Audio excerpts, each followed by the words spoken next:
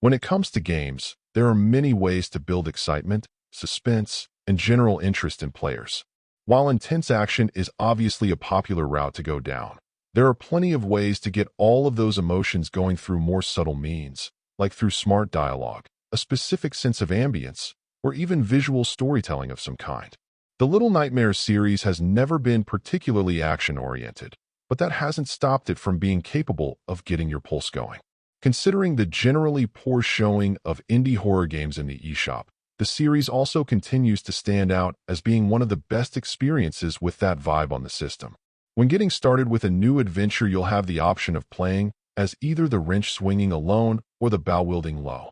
You'll have the option to play solo, relying on the CPU taking control of your companion, or playing with someone else online. Local co-op isn't possible. In general, it isn't hard to imagine how playing with someone else would be preferable, as your computer-controlled companion can be prone to making odd choices one moment and sort of giving away the solution to a puzzle the next. One time in particular, it seems that my CPU buddy left me high and dry, and I had to reload from a checkpoint. But in general, it worked well enough to not detract from the experience too much. The thing the game does best, by far, is give you a creepy world filled with some dark and menacing threats, with you needing to use a combination of stealth and smart problem-solving to survive. While some puzzles make you walk away feeling a bit smarter having solved them, there are also those that feel a little more prone to trial and error, or that somehow feel rehashed from past entries in the trilogy. Most of the time, if you find yourself stuck, the solution will end up being to walk around a bit, as some of the environments can be pretty big, and there can be hallways or cracks in the wall you may have missed at first glance that will take you where you need to go. Weirdly, even with as dark as the game can be at times, the quick screen at the beginning allowing you to set the brightness level seems to do the trick to be sure it's never too much, something I absolutely appreciated since it is far too often a crippling issue for games like this.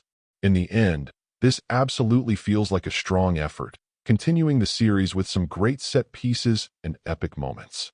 It unfortunately also feels a bit too familiar and comfortable, only changing up where you are and what you'll be facing, but not making any real changes that enhance the experience beyond its predecessors. Small bursts of action are fine, though the controls aren't quite crisp and accurate enough to make them more exciting and fun.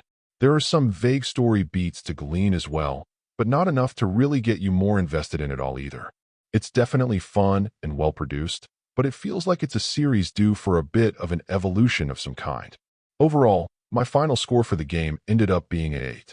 And if you're interested in picking it up, it's currently available on the Switch eShop for $39.99. Thank you for taking the time to listen to this review. And if you'd like more information or ideas of indie games worth checking out on the Switch or the Switch 2, be sure to click on the link provided in the description.